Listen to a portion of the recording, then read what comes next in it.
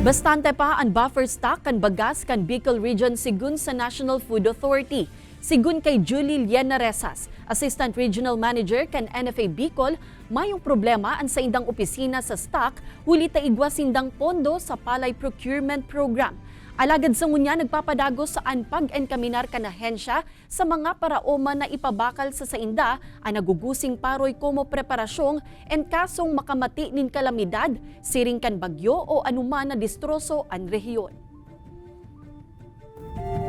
So, ini-encourage po namin kayo na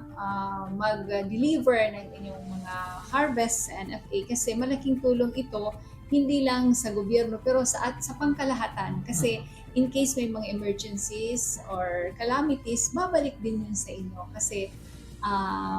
binibigay yon ng DSWD, ng mga relief agencies